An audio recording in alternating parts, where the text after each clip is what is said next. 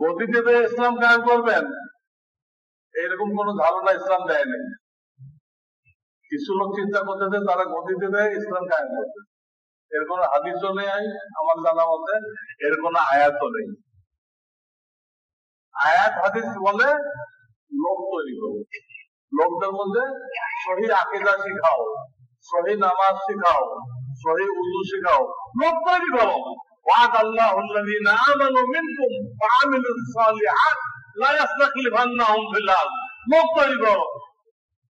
যখন লোক তৈরি করবে কোনো ভোটাভুটি লাগবে না, বিপ্লব হবে, গণ অভ্যুত্থান হবে, সব লোক রাস্তায় নেমে আসবে। আমরা কোরআনই শাসন ছাড়া ওই আব্রাহাম লিঙ্কনের গণতন্ত্র মানি না, কোরআনের শাসন ছাড়া আর কিচ্ছু মানে না। প্রত্যেকটা মানুষ একই কথা বলবে, কারা বড় বড় আলেম আছে ওরা সংসদে যাবে, ওরা দেশ চালাবে। একটা বিপ্লব হবে আল্লাহর পক্ষ থেকে, আল্লাহ ক্ষমতা দিবেন, আল্লাহ ক্ষমতা দেওয়ার ওয়াদা করছেন। এই জন্য ইসলাম হুকুমত কায়েম করার লাইন আপনি গতিতে দিয়ে কায়েম করবেন। আপনি আগে তো আপনি আগে তো নাকে খত দিয়ে পার্লামেন্টে গেছেন, কিছু খত গণতন্ত্রের নাকে খত দিয়ে পার্লামেন্টে গেছেন। ওখান থেকে ইসলামের কথা বললে আপনাকে বসাই দেবে, আপনার শরীয়তে এখানে চলবে না, ওটা মসজিদে দিয়ে বলে। এখানে গণতন্ত্রের কথা বলে, গণতন্ত্র কি বলে? অধিকাংশ মানুষ যা বলেন নাই, আর অধিকাংশ মানুষ তো বেকুব। কয় জায়গায় আছে? কত জায়গায় আছে। বুঝে না গণতন্ত্র তো গলত জিনিস। অধিকাংশ লোক বেকুব, তাদের মতামত গলত, তারা যাকে ভোট দেবে আর এক বেকুব। বেকুব কিছু নেই, জ্ঞানী কিছু নেই। জ্ঞানী গেছেন জ্ঞানী লাগবে, বেকুবরা চিনবে না। কারণ এই পদ্ধতিতে আব্রাহাম লিঙ্কনের এই গণতন্ত্রে কিয়ামত তাক জ্ঞানী গুণী লোক, বড় বড় আলেম ক্ষমতা দিতে পারবে না। তাদের কিন্তু পাবলিক চিনে না। বললাম আমাদের আজান দেয়, তুমি কি দেশ চালাইবে? কোনদিনও দেখতে পারবে না, ইসলাম কায়েম হবে না। ইসলাম কায়েম করতে হলে লোক তৈরি করতে হবে, সব লোক আপনার পক্ষে কথা বলবে, তারপর আল্লাহ ইসলাম দিবে, হুকুমত দিবে, ক্ষমতা দিবে। সহি লাইনে আছেন, সহি লাইনে আসলে কায়েম হোক বা না হোক আপনার জিন্দেগি কামিয়াব। আর গলত লাইনে গেলে হুকুমতের ইসলাম কায়েম করবো, গলত লাইনে আপনার জিন্দেগি বরবাদ। হুকুমত কায়েম হবে না, আপনার মেহনত গলত, কোরআন হাদিসের সাথে মিললেই সব গলত, সুবাহ গলত, নাম গলত। কিছু বুঝছি আমরা, কিছু বুঝতেছি সহি লাইন কোনটা, গলত লাইন কোনটা? সহি লাইন হলো এই দাওয়াতুল হক, এইটা ইসলামের আসল রাজনীতি। তাবলীগ জামাত এটা আসল রাজনীতি। এই আসল রাজনীতি বলেন আল্লাহ চাইলে হুকুমত পেয়ে দেবেন, আল্লাহ দিয়ে দিবেন, আল্লাহ ওয়াদা। আলহামদুলিল্লাহ, আলহামদুলিল্লাহ ওয়া কাফা ওয়া সালামুন আলা ইবাদিহি আল্লাযীনা ইসতাফা। أما بعد فأعوذ بالله من الشيطان الرجيم. بسم الله الرحمن الرحيم. لقد كان لكم في رسول الله أسوة حسنة. وقال النبي صلى الله عليه وسلم: فإنه من يعش منكم بعدي فسيرى اختلافا كثيرا فعليكم بسنتي وسنة الخلفاء الراشدين المهديين عضوا بها بالنواجذ، تمسكوا بها وعضوا بها بالنواجذ. وقال النبي صلى الله عليه وسلم: بدأ الإسلام غريبا وسيعود كما بدأ فطوبى للغرباء. وهم الذين يصلحون মা আফসাদান নাসু মিন বাদি মিন সুন্নতি।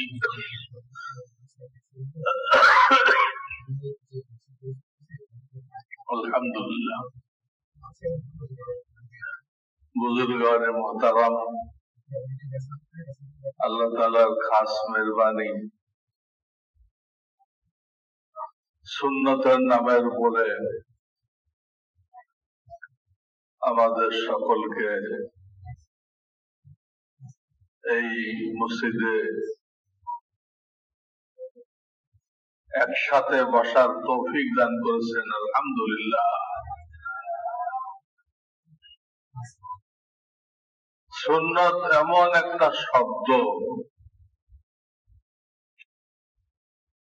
যে শব্দটা শুনলেই ব্রেন চলে যায় নবী করিম সাল্লাল্লাহু আলাইহি সাল্লামের দিকে। দ্বিতীয় কোন শব্দ মনে হয় এরকম নেই। সুন্নত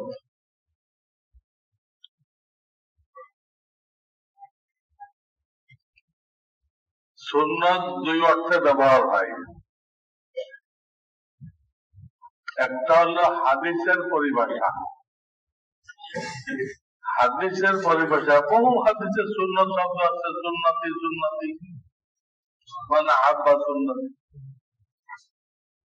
সেইখানে সুন্নত মানে পুরা শরীয়ত, পুরা দিন, যার মধ্যে ফরজ আছে, ওয়াজিব আছে। আমরা যে সুন্নত বুঝি এটাও আছে, মুস্তাহাব আছে। আর একদিক দিয়ে বলতে হবে এই সুন্নতের মধ্যে ঈমান আছে, ইবাদত আছে, মুআমালাত, হালাল আয় রোজগার আছে, মুআশারাত, বান্দার হক, মাখলুকের হক, জীবজন্তুর হক আছে, কাফেরের হক আছে, আখলাকিয়াত, অন্তরের যে 10টা রোগ, তার বিপরীত 10টা গুণ, একে বলে আখলাকিয়াত। ফরজে আইন,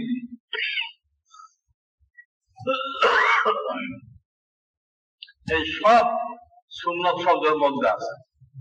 ফরজ ওয়াজিব বলেন আর ঈমান ইবাদত বলেন, সব দেখেন। এটা হলো হাদিসের পরিভাষা।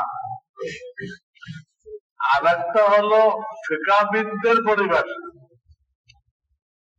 আইম্মায়ে মুজতাহিদিনদের পরিভাষা। সেখানে সুন্নত মানে হলো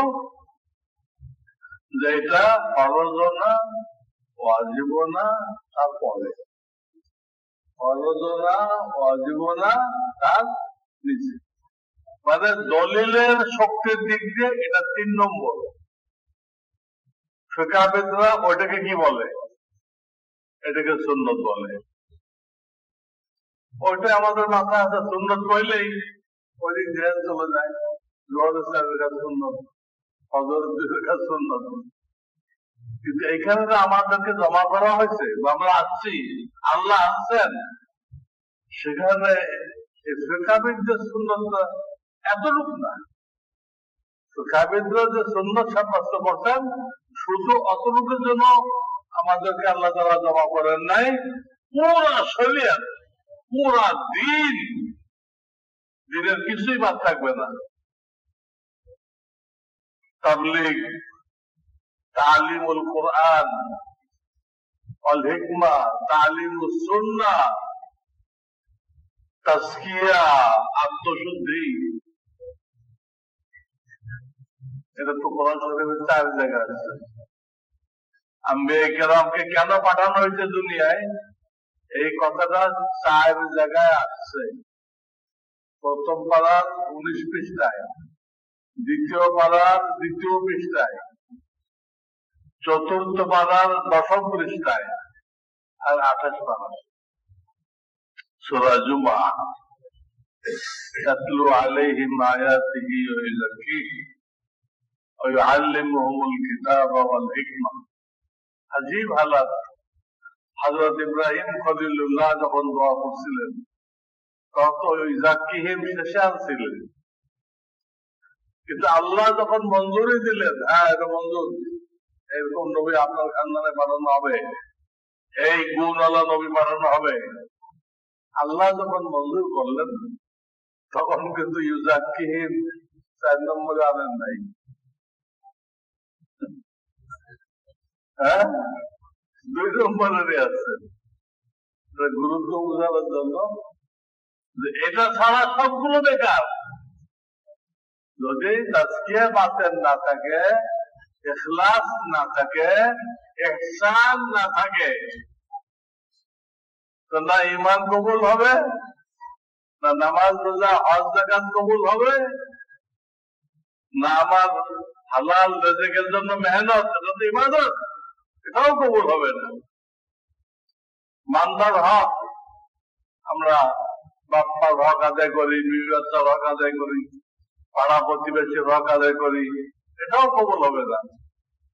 আত্মশুদ্ধির মেহনত খানকার মধ্যে হয়, এদেশে তো ইসলাম আছে খানকার মাধ্যমে, এদেশে ইসলাম আছে খানকার মাধ্যমে। এক এক পীর আসছে, কেউ বাগদাদ থেকে আসছে, কেউ শামের থেকে আসছে, কেউ ইয়ামান থেকে আসছে, এসে খানকা খুলছে, মসজিদ বানাইছে, খানকা খুলছে, একটা দিঘি বানাইছে, দিঘি, পানির দিঘি।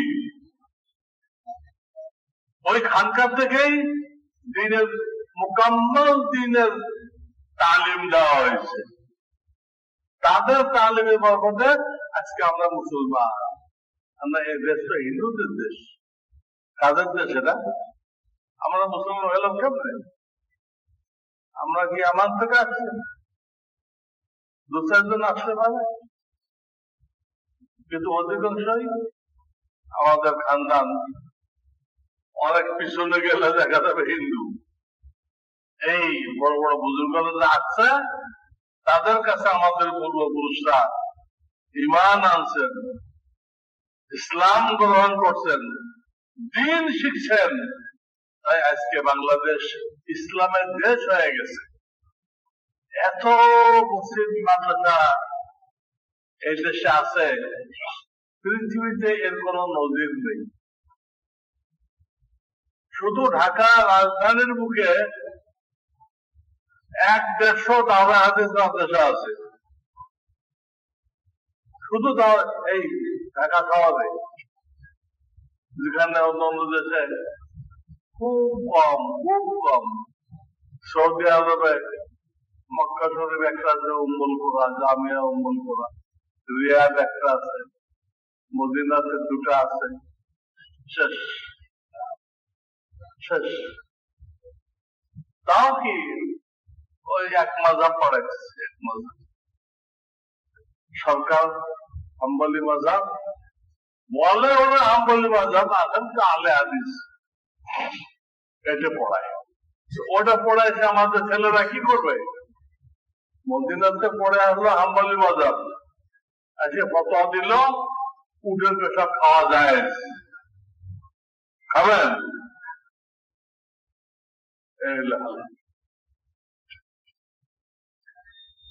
তো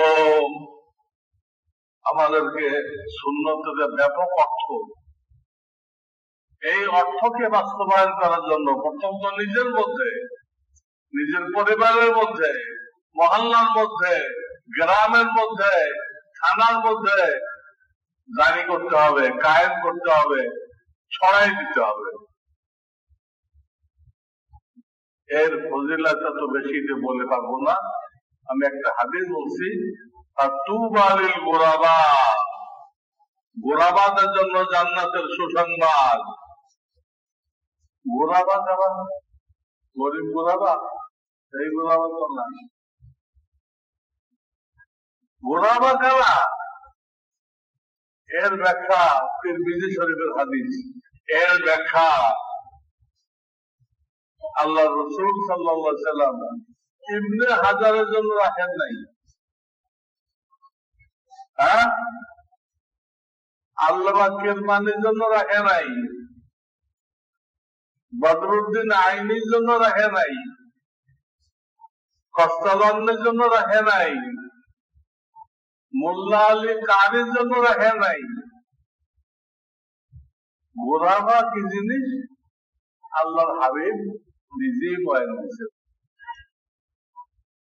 وهم الذين يصلحون ما أفسد الناس من بعدي من سنتي। নবীজি বলেন সাল্লাল্লাহু আলাইহি ওয়াসাল্লাম, আমার ইন্তেকালের পরে আমার সুন্নত গুলো, আমার তরিকা, সেই ফরজ হোক ওয়াজিব হোক যাই হোক, আমার সুন্নত গুলো মানুষরা উল্টা পাল্টা করে ফেলবে। আমি বলে আছি একরকম, তারা করবে আর এক রকম, উল্টা পাল্টা হয়ে যাবে। এইগুলো যারা ঠিক করবে, সহি করে দিবে, তারা হলো গোলামা। যে কোনো আলেম গোলামা হইতে পারে যদি এই কাজ করে, যে কোনো পাবলিক গোলামা হইতে পারে। পাবলিকরা গোলামাদের থেকে শোনে না, শোনে তো সেটা আরো 10 ভাইয়ের কাছে বলতে পারে না, নিজে আমল করতে পারে না। এটা পাবলিক, এগুলো সাধারণ জনগণ যখন সুন্নত শিখবে, আমল করবে, অন্য ভাইকে বলবে, সে গোলামা হয়ে গেল। আল্লাহর হাবিব তার জন্য জান্নাতে সুসংবাদ দিয়ে রাখছেন। এবং আমি আর একটা হাদিস করছি, সেখানে বলা হয়েছে তোমরা যারা পরবর্তীকালে বেঁচে থাকবা, তোমরা কত দল যে দেখবা গোনার কথা নেই, এত দল, দলের কোন অভাব নেই, সবাই ডাকতেছে ওয়াতাসিমু বিহাবলিল্লাহি জামিয়া। সবাই এই ওয়াতাসিমু বিহাবলিল্লাহি জামিয়া ওয়ালা তাফাররাকু পড়ে কি করতেছে? আমার একদল, ওনার একদল, ওনার একদল, ওনার একদল, ওনার একদল, উম্মতকে টুকরা টুকরা টুকরা টুকরা করতেছে, যার অনুমতি নেই। উম্মতকে টুকরা টুকরা করার কোন অনুমতি নেই। উম্মত আকীদার দিক দিয়ে এক থাকবে। এই জন্য একজন বলে বাঙালি জাতীয়তাবাদ, একজন বলে বাংলাদেশি জাতীয়তাবাদ, এগুলো বলে না, এর উম্মতকে ভাগ করা হয়, ভাগ করা হয়, উম্মত কমজোর হয়ে যায়। এইভাবে ভাগ করা যায় নাই। উনি উর্দুতে কথা বললে উনি ভিন্ন, আমি বাংলায় বললে আমি ভিন্ন, এইভাবে ভাগ করা যাবে না। সমস্ত কালেমা বর্ণওয়ালা মুসলমান এক।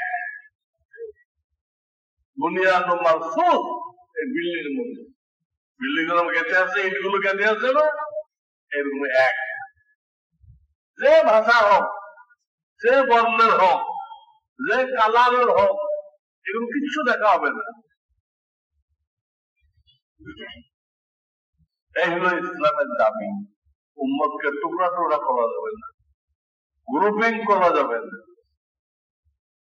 যে একই আয়াত পড়ে আজকে উম্মতকে ভাগ করা হয়েছে। নবীজি বলতেন বহু দল দেখবা, মুসলিমে বেশি আছে, ফাতাজিল তিলকাল ফিরাকা কুল্লাহা, সবগুলোতে দূরে দূরে চলে আসো, কোনো ভয় দেও না। ফাতাজিল তিলকাল ফিরাকা কুল্লাহা, আলাদা হয়ে গেলেন করবেন কি? করতে হবে তো।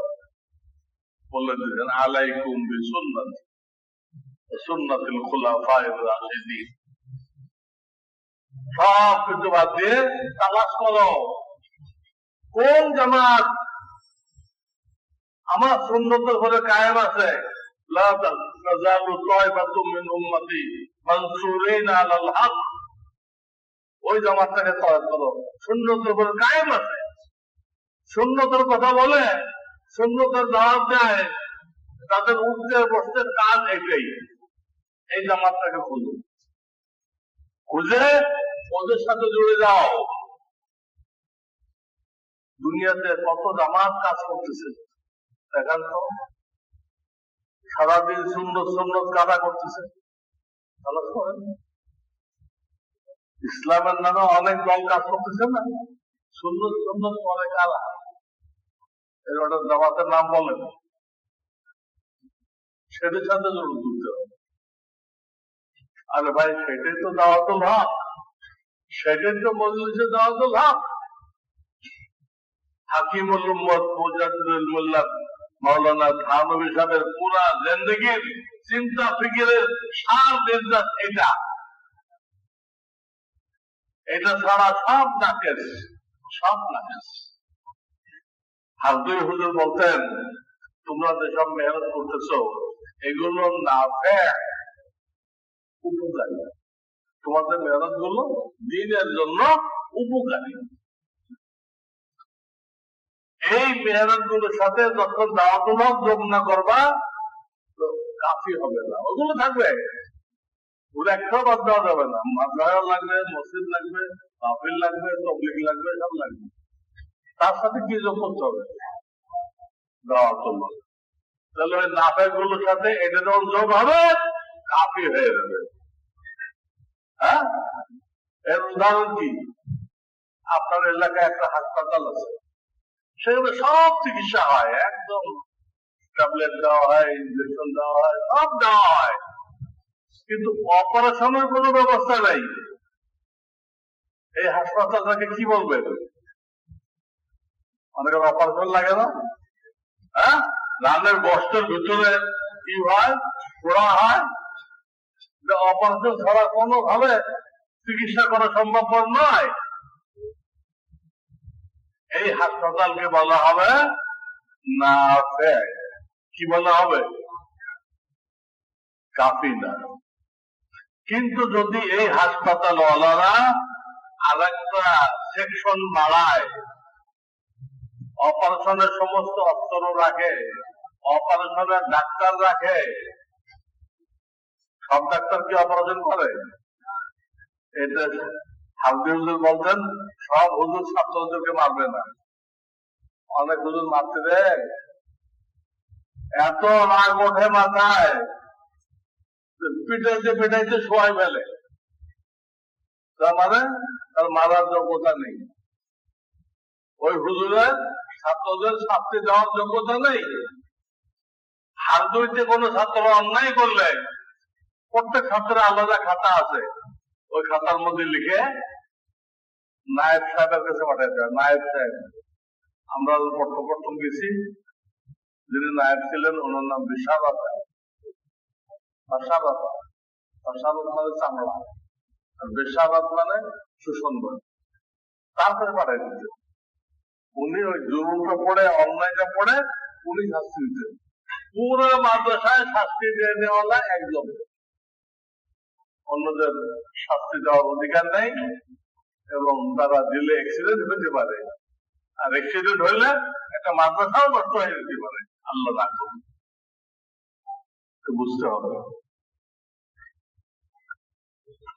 তো বলতেছিলাম যে এক হাতে বলা হয়েছে তাদের জন্য জান্নাতের সুসংবাদ, আর এক হাতে বলা হয়েছে বহু দরদল হবে, এটা বাদ দাও, তোমরা সুন্নত সুন্নত কারা করে তাদের সাথে থাকো। আলাইকুম বিসুন্নতি সুন্নাতুল খুলাফায়ে রাশিদিন, এটাও মানতে হবে। এই যে তারাবির জামাত ওমর চালু করছেন, জুমার পয়লা আজান উসমান গনি চালু করছেন, এগুলো আমরা মানবো না? নবীজি বলে গেছেন সাল্লাল্লাহু আলাইহি ওয়াসাল্লাম, ওই সময় যদি আমি থাকতাম তো আমার খোলাফারা যে কাজগুলো নতুন করবে ওটা আমিও করবো, আমার কাজ মনে করে তোমরা মেনে নিবা। মেনে নিচ্ছেন আমরা? তো দাওয়াতুল হকের হাকিকাত হলো মাওলানা থানভী তো সব লাইনে মেহনত করছেন, পড়ছেন দেওবন্দে, উস্তাদ মাওলানা ইয়াকুব নানতবী, বুখারী পড়ছেন, তারপরে কানপুরে পড়াইছেন, ওয়াজ মাহফিল করছেন, সব মেহনত করে করছেন, দেখছেন। কিন্তু উনি তো মুফাক্কির ছিলেন, চিন্তাশীল ছিলেন।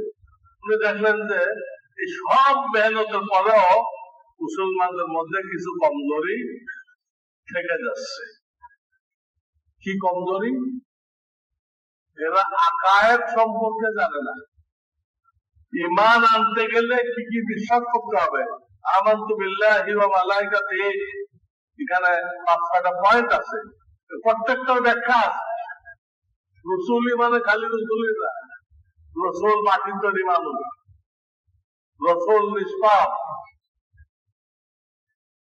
মওদুদ হিসাব বলছে সব রসুলকে দিয়ে আল্লাহ কয়েকটা গুনাহ করেছে। এগুলো বাইবেলে আছে, বাইবেল পড়ে পড়ে করছে। রসুল গায়েব জানে না। আমাদের নবী সর্বশেষ রসুল, এক রসুল বলে অনেকগুলো কথা আসলো না, তো প্রত্যেকটাই শাখা আছে। এই 6টা বিষয় বা 7টা বিষয়, এর শাখা প্রশাখা সহ বিশ্বাস করার নাম হলো ঈমান। উনি দেখলেন পাবলিক ঈমান সম্পর্কে জানে না, হুজুরও তেমন বয়ান করে না। ওয়াজ মাহফিলে অনেক বয়ান হয়, কিন্তু ঈমান নিয়ে বয়ান কম হয়। কোনটা সহি আকীদা বিশ্বাস, কোনটা গলত আকীদা, কোনটা ঈমান চলে যায়, এটা নিয়ে বয়ান হয় না। ইল্লা মাশাআল্লাহ। এই একটা কমজোরি দেখলেন। 2 নম্বর কমজোরি দেখলেন, উম্মতের তেলাওয়াত মাজহুল। পুরোপুরি জিবরাইল আলাইহিস সালাম যে তেলাওয়াত করতেন নবীজির সামনে, ওইটা নবী দিয়ে উম্মতকে শিখাইছে। ওই তেলাওয়াত হইতেছে না, মাজহুল হইতেছে। জেরগুলো একার হইতেছে, শিকার হবে। পেজগুলো ওকার হইতেছে। আমরা মোহাম্মদ দেখি কেমন ভয় ওকার না, যে মো দিয়ে না হলো পেশার উচ্চারণ তো ওখান না। আরবিতে কোনো ওখান নেই, পেশার উচ্চারণ সুখান। এটা আমাদের শাইখ বারবার বলতেন। ইংরেজরা কবে চলে গেছে, কিন্তু তাদের টুরে তো টো বানাও নাই, তাদের লিফট কে তো লেফট বানাও নাই, টুরে টো বানাও নাই। আর তাদের লিফট করছে চলন্ত ছেড়ে, লিফট করছিস, লেফট করছিস না। তাহলে আল্লাহ রসুল যে তালিম দিয়ে গেছে সেগুলো ব্যাখ্যা করলে কেন? ইমালা করলে কেন? ইমালা মাজহুল কেন করলেন? থানবী দেখলেন তেলাওয়াতের মধ্যে দুর্বলতা আছে। 3 নম্বর দেখলেন প্রত্যেকটা কাজে নবীজির যে সুন্নত, নামাজের সুন্নত, উযুর সুন্নত, আযান ইকামতের সুন্নত, খাওয়া দাওয়া সুন্নত, ঘুমানোর সুন্নত, বাথরুমের সুন্নত, প্রত্যেকটা কাজে হাদিসের কিতাবে বিস্তারিত বলা আছে। বাবু আদাবিল খালা, সেখানে বাইতুল খালার বাথরুমের সুন্নত বয়ান করা হয়েছে। কোন ব্যাপারে কোন আনা সুন্নত নেই, আছে 4 আনা 8 আনা 10 আনা, 16 আনা নেই। এই একটা কমজোরি দেখলেন। 4 নম্বর কমজোরি দেখলেন উম্মত গুনাহ সম্পর্কে কোন ধারণা রাখে না। কোনটা কবিরা গুনাহ? একটা কবিরা গুনাহ মানুষকে জাহান্নামে নিয়ে যেতে পারে, জানে না। গুনাহ শিক্ষা হবে কি জন্য? আমল করার জন্য না বাঁচার জন্য? গুনাহ শিখতে হবে কি জন্য? বাঁচার জন্য। সুলাইমান আলাইহিস সালামের জামানায় আল্লাহ তাআলা 2 জন ফেরেশতা পাঠাইলেন, জাদু শিখাইছে। জাদু শিখে কি জাদু করবে? হ্যাঁ, জাদু যারা করবে আল্লাহ বলে দিচ্ছে আখিরাতে তাদের কোনো অংশই নেই, আখিরাত বাতিল। তো জাদু শিখাইতে 2 জন ফেরেশতা আসছে, জাদু করার জন্য না, জাদু থেকে বাঁচার জন্য। আমরা গুনাহ কবিরা তালিম করবো কি জন্য? একটা লোকদের মধ্যে অনুভূতি আছে এটা গুনাহ কবিরা, এর দুনিয়াবি এই ক্ষতি। 1 মিনিট মাদ্রাসা আছে, তাহলে থানবী লিখছেন দুনিয়াবি এই ক্ষতি, আখিরাতের এই ক্ষতি। প্রত্যেকটা গুনাহ দুনিয়াতেও ক্ষতি আছে, আখিরাতেও ক্ষতি আছে। আরো আছে মৌলিক ভাবে এই একটা বিষয় যদি কমজোরি দেখলেন, তখন সমস্ত খোলাফাদেরকে ডাকলেন, দেখে পরামর্শ করলেন এইগুলো দূর করার জন্য একটা জামাত হওয়া দরকার।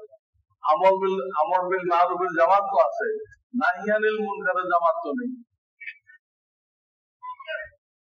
সেইখানে বসানো হলো একটা জামাত হবে অরাজনৈতিক এবং তার নাম হবে মজলিসে দাওয়াতুল হক। এরপরে মাওলানা থানভী রহমাতুল্লাহ সমস্ত খলিফাদেরকে দায়িত্ব দিলেন, তোমরা যার যার এলাকায় এটা শুরু করে দাও। এই চালু হয়েছে। আমাদের দেশে হাফিজুর রহমাতুল্লাহ মৃত্যু পর্যন্ত বলে গেছে। তিনি মৃত্যুর আগে দাওয়াত দিয়ে তার পীর ভাই হযরত মাওলানা শাহ সৈয়দ আবরারুল হক রহমাতুল্লাহ আলাইহিকে বাংলাদেশে নিয়ে আসেন। হাকিম আখতার সাহেব রহমাতুল্লাহ আলাইহি করাচির হযরত ওনাকে দাওয়াত করে নিয়ে আসেন। উনি লালবাগ থাকতেন, উনি আগে আসেন, হাকিম সাহেব আগে আসেন, লালবাগে ছিলেন। আমি ছিলাম ওনার খাদেম। এখন তো কত খাদেম দিচ্ছে, তখন আমি একা ছাড়া কোনো খাদেম ছিল না। ওনার দাঁত আলগা ছিল, আমি এটা হিসাব করতাম, আরো অনেক কিছু করছি। উনি আমার পিছনে নামাজ পড়তেন কিল্লার ময়দানে। पहले दिन दूसरों से आपका नाम क्या है? उसे मंसूरुल हक। हमारे उसे भाई देखो, अनल हक ना कहना, अनल हक ना कहना। जिंदगी से যতবার দেখা হয়েছে, বাংলাদেশে হোক করাচি হোক, কোনো খানকানে অনেকবার গেছে, ততবার উনি এই কিস্তা ধরেছে যে মৌলানার সাথে দেখা হয়েছিল, নাম জিজ্ঞাসিলাম, নাম কইছে, আমি এই কইছিলাম, আর সবাই আসবে আজিব। এবং আমি প্রথম যখন হাত ধরে যাই, উনি তখন ঢালখান হবেন কামাল সাহেবের বাসায়। উনি আমার জন্য চিঠি লিখে দিয়েছেন হাফিজ হুজুরের কাছে এবং বলছেন, দেখবা হাফিজ হুজুর তোমাকে দিয়ে বয়ান করাবে, তোমাকে দিয়ে নামাজও পড়াবে, সব ভবিষ্যৎ যা যা বলে দিয়েছেন তাই। এবং ওনার চিঠি নিয়ে যাওয়ার কারণে আমি যাওয়ার সাথে সাথে হাফিজ হুজুরের নেক নজর আমি পাইছি। আল্লাহর মেহেরবানি। এই সাআদাত বাজরে বাজুনিস তানা বখশাদ খুদায়ে বখশাইন্দা। আমার তো যোগ্যতা নেই, আমি তো নেওয়ার মতো সালাহিয়ত রাখি না, কমজোর মানুষ, কিন্তু যাওয়ার সাথে সাথে মহব্বত পাইছি, মৃত্যু পর্যন্ত মহব্বত পাইছি। ওখান তো আমার গেছে দেওয়ান, জালালাবাদ, কোথায় কোথায় অনেক জায়গায়, ওইসব জায়গায় হযরত চিঠি লিখে দিছে। হযরত মুন্সি ছিল, মুন্সি সোহাইব, ওনারা খালি বলে দিতে এই কয় জায়গায় চিঠি লিখবে। মুন্সি মানে কি লিখতে হবে তা বলার দরকার নাই, খালি কোন কোন জায়গায় এগুলো বলে দিলে হলো। কি লিখতে হবে হ্যাঁ বোঝে, এর নাম মুন্সি। আমরা মুন্সি এত মামুলি মনে করি, হ্যাঁ? উনি সব জায়গায়, মুফতি মাহমুদ হাসান গাঙ্গুহি, হ্যাঁ, তারপরে জালালাবাদের জালাল না বললো মসিহুল্লাহ খান সাহেব, ওনার কাছে, তারপরে থানা বাবর যিনি ছিলেন নাজমুল হাসান, এই সবার কাছে চিঠি লিখেছে। এই চিঠি নিয়ে আমি যার কাছে গেছি সাথে সাথে সে আমাকে মুখে জড়াই ধরেছে। আমার কাছে না, ওই চিঠি ইনশাল্লাহ দাওয়াতের ভাগ্য আমরা করতে পারি, তাহলে দাওয়াত আমাকে চিঠি নিয়ে যাবেন, আল্লাহর কাছে যাবেন, আল্লাহ মহব্বত করবেন। আল্লাহকে পাইতে চাও, আমার সুন্নতকে ফলো করো। তুমি আল্লাহকে মহব্বত করতে চাইছিলে, তাতে বড় কিছু পাইবা, আল্লাহ তোমাকে মহব্বত করবে। ইউহিব্বুকুমুল্লাহ মুজারা সিগা, যা হুদুস তাজাদ্দুদ বোঝায়, বারবার বোঝায়, অর্থাৎ বারবার মহব্বত করবেন। যেখানে তুমি থাকবা আল্লাহ মহব্বত করে তোমাকে উঠাই নেবেন। বারবার দুনিয়াতে, কবরে, হাজরে, মিজানে, দাড়িপাল্লায়, উঁচুরাতে, সব জায়গায় মহব্বত করবেন। তো হাফিজ হুজুর করতেন, উনি বুড়া হয়ে গেলেন, বুঝলেন আমি বেশি দিন থাকবো না, তখন উনি দাওয়াত করে আনলেন। আমরা আসলে হাফিজ হুজুরের মুরিদ ছিলাম, উনি প্রথম শাইখ। উনি আমাদেরকে নির্দেশ দিলেন, মাওলানা আবরারুল হক সাহেব আমার পীর ভাই, তোমরা যারা আমার মুরিদ আছো ওনার কাছে বায়াত হয়ে যাও। হাফিজ হুজুর রহমাতুল্লাহ নির্দেশে, শায়েখের নির্দেশে আমরা ওনার কাছে বায়াত হয়ে গেলাম।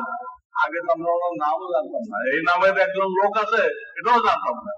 আল্লাহ মেহরবানি, উনি যাওয়ার আগে ব্যবস্থা করে গেছেন যে এই দেশের আলেম ওলামা মুরব্বী হারা না হয়, মুরব্বী যেন পায়, শরীর রাস্তায় থাকতে পারে, ব্যবস্থা করে গেছেন। কত বিচক্ষণ ছিলেন, কত বিচক্ষণ ছিলেন তিনি। এই কাজ আমাদের প্রত্যেকের এলাকায় চালু করতে হবে। সব কাজে ভেজাল আছে, কেউ গদি চায়, কেউ ক্ষমতা চায়। এখানে গদিও নেই, ক্ষমতাও নেই। ওয়াজ করে, ওয়াজের হাদিয়াও নেই। কিছু পথখরচ নিতে পারে না, আলেম ওলামা গরিব মানুষ পথখরচটা নিতে পারে, হাদিয়া নিষেধ, কত কিছু দিচ্ছে। এখানে দুনিয়াবি কোনো স্বার্থ হবে না, এখানে আল্লাহকে পাওয়া যাবে। তাদের প্রত্যেকের নিজের এলাকায় আমরা হালকা বানাই, হালকা কমিটি, যার একজন আমির থাকবে আর নায়েব আমির থাকবে, প্রয়োজন অনুযায়ী কয়েকজন, একজন হইতে পারে, 5 জন হইতে পারে, বাকি সবাই সদস্য। এখানে সেক্রেটারি নেই, কোন সেক্রেটারি কেউ নেই, আমির, নায়েব আমির, বাকিরা সদস্য। এই হলো হালকা কমিটি। এরপরে কি করবেন? কিছু কাজ করতে হবে। একটা তো অন্য একটা মসজিদকে মার্কাজ বানাইতে হবে, মার্কাজ। সেখানে প্রত্যেক দিন সুন্নতের তালিম হবে, 1 মিনিটের মাদ্রাসার তালিম হবে, এটা সবসময় চলবে। এছাড়া ওই মার্কাজে একটা মাসিক ইজতিমা হবে, মাসিক ইজতিমা হবে, সুন্নতের পরে বয়ান হবে, তারপরে কিছু আমলি মশক হবে, বয়ান হবে, আমলি মশক হবে। হাদিসে বিভিন্ন সাহাবী সম্পর্কে পাওয়া যায়। মালিক ইবনে হুয়াইরিস যেখানে যেতেন নামাজ শিখাইতেন, যেখানে যেতেন নামাজ শিখাইতেন। বুখারীতে বারবার আমার সামনে আছে। বিভিন্ন সাহাবী, হযরত আলী যেখানে যেতেন উযু শিখাইতেন। বয়ান করে না, লেকচার দিয়ে না, হাতে কলমে, হাতে কলমে এনারা উযু শিখাইতেন, নামাজ শিখাইতেন। এই জিনিসটা আমাদের মাঝখানে হাতছাড়া হয়ে গেছিল। আমরা শুধু লেকচারের উপর লেকচার, খালি বয়ান, খালি বয়ান। সারা রাত যদি আপনি বয়ান দেন, একটা লোকের হাত তোলা সই হবে না, একটা লোকের রুকু সই হবে না, একটা লোকের সিজদা সই হবে না। আর যদি আপনি মস্ত করে দেন, তারপরে হাত কেমনে উঠাইতে হবে, কেমনে বাঁধতে হবে, কেমনে রুকু করতে হবে, কেমনে সিজদা করতে হবে, হাতে কলমে দেখাই দেন, আধা ঘন্টা ঠিক হয়ে যাবে। অনেকটা, পুরো না, অনেকটা ঠিক হয়ে যাবে। এই জন্য নবীদিকে আল্লাহ তাআলা শুধু ওই জুবানি ওহী পাঠান নাই, জিবরাইলকে দিয়ে ওহী পাঠাইতে পারতেন না। উনি জিবরাইল আলাইহিস সালাম নামাজ পড়ে 2 দিনে 10 ওয়াক্ত নামাজ পড়ে অক্ত বুঝাইছে, অক্ত শুরু শেষ, আবার পুরা নামাজের কাইফিয়ত, পুরা নামাজের আকৃতি, কেমনে হাত তুলবেন, কেমনে বাঁধবেন, কেমনে রুকু করবেন, কেমনে সিজদা করবেন, সব দেখাইছে, হাতে কলমে শিখাইছে। মুফতি মাহমুদ হাসান গঙ্গুই লিখছেন যে দেখো, আল্লাহ থেকে সমঝানেওয়ালা আর কেউ নেই, রসুল থেকে সমঝ নেওয়ালা আর কেউ নেই, কিন্তু এর বড় তিনি বয়ানের মাধ্যমে দিন শিখাচ্ছেন। দিন শিখেছেন প্র্যাকটিক্যাল তালিমের মাধ্যমে। নবীদিকে জিবরাইল আলাইহিস সালাম হাতে কলমে উযু শিখাইছে, মিশকাতে হাদিস আছে। হ্যাঁ, নামাজ শিখাইছে। তারপর মিশকাতে একটা হাদিস বারবার পাবেন, ফাইন্না খায়রাকুম আলিয়ানুকুম আনাকান ফিস সালাহ, তোমাদের মধ্যে সেই উত্তম যে নামাজে গর্দানকে ঢিলা করে দেয়। নামাজের উঁচু করার সময় কারো মাথা থেকে উপরে, কারো মাথা থেকে নিচে, এটা আর এক ভাই ঠিক করে। যদি গর্দান নরম না করে, টাইট করে রাখে, ঠিক করবে কেমনে? আপনি এই হাদিসে কি ব্যাখ্যা করবেন? তাও তো ছাড়া কোনো ব্যাখ্যা থাকবে না। খায়রান আহসানুকুম আলিয়ানুকুম, আলিয়ান মানে নরম করা, আলিয়ানুকুম আগাকান ফিসসালাহ। তো মার্কাজের একটা মাসিক ইজতেমা হবে, মার্কাজের পক্ষ থেকে পুরা এলাকায় কমপক্ষে 4টে গাছটি মাহফিল হবে। কয়টা? কমপক্ষে, বেশি হলে প্রতিদিন গাছটি মানে আপনাকে যাইতে হবে। একটা হলো মার্কাজে, আর ওগুলো আপনাকে যাইতে হবে, যে ওই এলাকার লোকদেরকে শিখাইতে হবে। এছাড়া 3 মাসে 6 মাসে একবার ওলামা সম্মেলন করতে হবে। 3 মাসে হোক 6 মাসে হোক, কি করতে হবে? ওলামা সম্মেলন। তারা এক জায়গা হয়ে, আমরা আলেম, আল্লাহ দয়া করে আমাদেরকে বাছনি করছে, আমাদেরকে নবীদের ওয়ারিস বানাইছে, আমাদের দায়িত্ব পালনে কোন ত্রুটি আছে কিনা সব থেকে বলবে। তার দৃষ্টিতে আমাদের দায়িত্ব পালনে কোন ত্রুটি আছে কিনা, এইভাবে অনেক ত্রুটি সামনে আসে, আমাদের মধ্যে অনেক ত্রুটি আছে। এখন বসে চিন্তা করবে এই ত্রুটিগুলো কিভাবে দূর করা যায়। সবাই একযোগে কথা বলবে। একজন বললে পাবলিক মানে না, সম্পর্কটা হয়ে রয়েছে। আপনি তার বিপরীত করতেছেন, সরঞ্জাম বিপরীত করতেছেন, মানবে না। সব হুজুর যদি বলে তখন না মানে পারবে। আর আমাদের আমির লোমারা নামাজ বারাকাত উনি এক কিস্সা শোনাইছিলেন।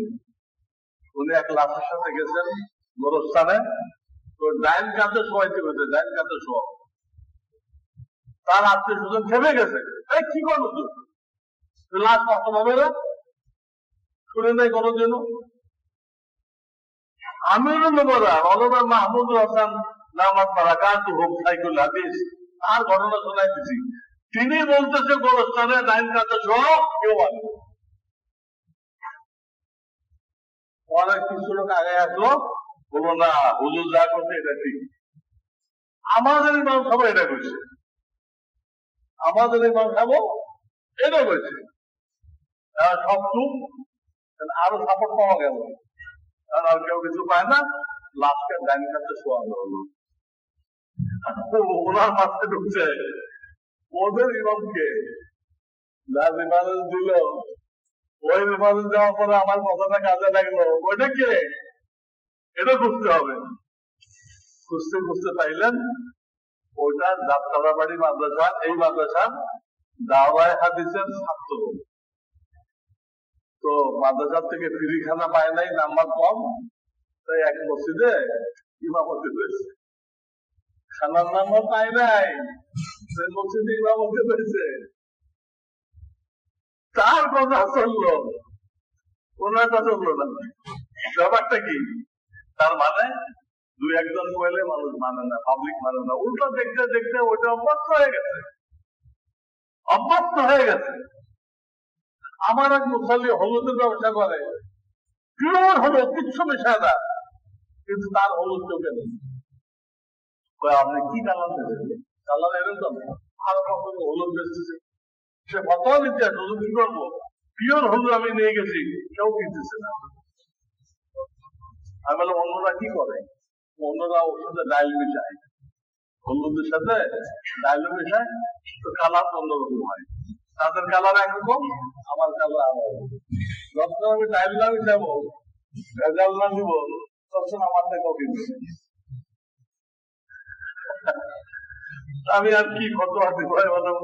আপনিও মিশান, তবে আপনি বলে দিবেন ভাই আপনি দেখে নেন, এটা আমি 1 নম্বরের গ্যারান্টি দিতে পারবো না, আপনি দেখে নেন। আপনি বলে দিয়ে, আপনি বলে দিয়ে 1 নম্বরের কোনো গ্যারান্টি নেই। আমার কথা বুঝতেছেন? দেখেন অরিজিনালটা চলতেছে না, আর নকলটা চলতেছে, সব জায়গায় অবস্থা। উনি একা করলেও মানল না। ওনার মতো আলেম বাংলাদেশের মধ্যে, যাকে সবাই মিলে বিভাগের চেয়ারম্যান বানাইছে, তার মতো আলেম বললো এটা মানে না। আর এক ছাত্র বললো, আর গরম হয়ে গেছে।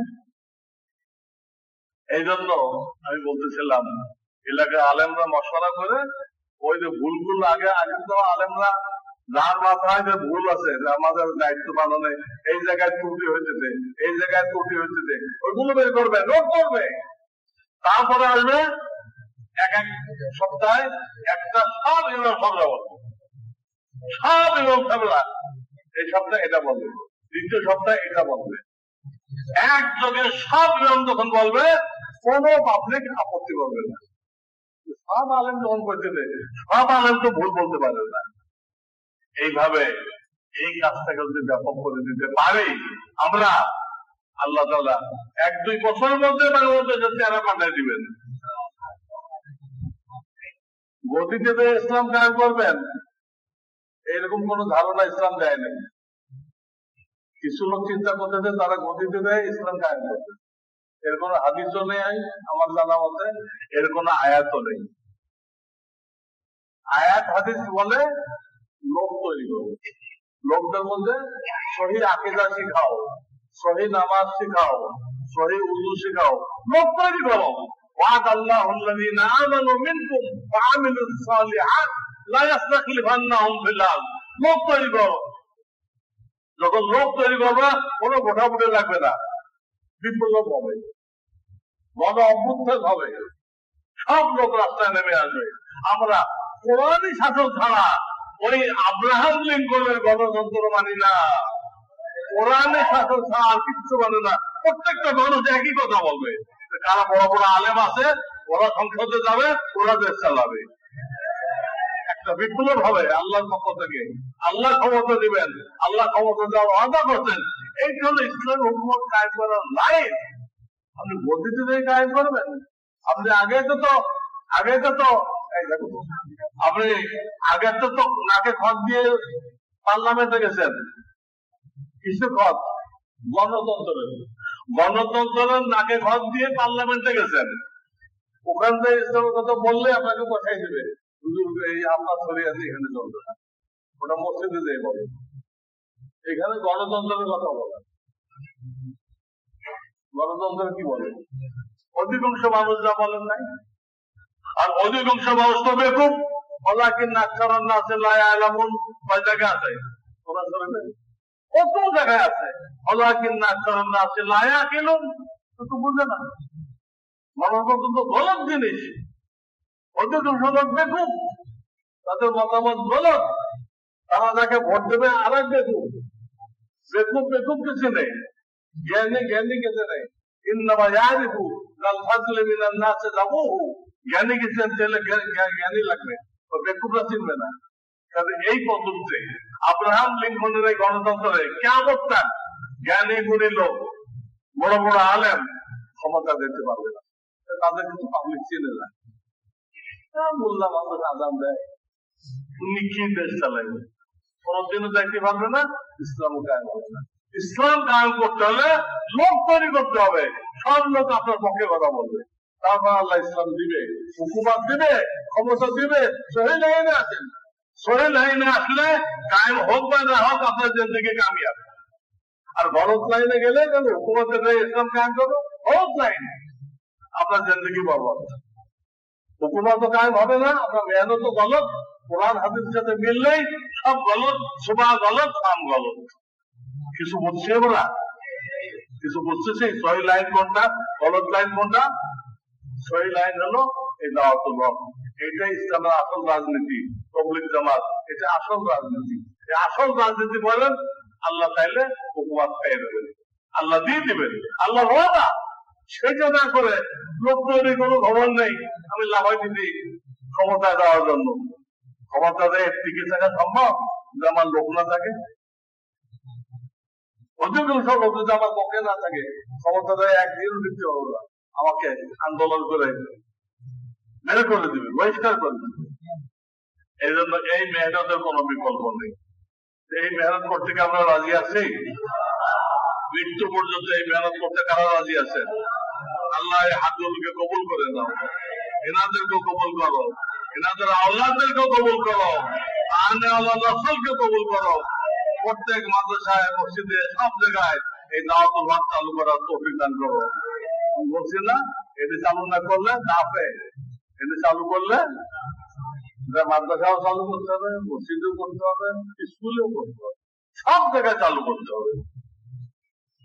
দেওবন্দ মাদ্রাসা কি নাফে না কাফি? হ্যাঁ, নাফে। যদি কাফি হয়তো তো দেওবন্দ দেখেন তো আরো 20-30টা মাদ্রাসা আছে, এগুলো হয়েছে কেন? যদি কাফি হয়তো এই মাদ্রাসাগুলো হয়েছে কেন? নাফে, কাফি না। ঠিক দাওয়াত ভাব না থাকলে আপনি যা করবেন এগুলো নাফে, কাফি না। আমি আশা করি একটা হালকা ধারণা আপনাদেরকে দিতে পারছি এটা কি জিনিস, এর ফজিলত। এই কাজ দাওয়াত ছাড়া কেউ পুরোপুরি পৌঁছেছে না। আল্লাহ আমাদেরকে কবুল করেন এবং এই কাজের সাথে মৃত্যু পর্যন্ত জুড়ে থেকে সুন্নতের বলে আমাদের মৃত্যু হয়ে যায়, ইমানের বলে মৃত্যু হয়ে যায়, এই তৌফিক দান করেন। ওয়া আখিরু দাওয়ানা আনিল হামদুলিল্লাহি রাব্বিল আলামিন।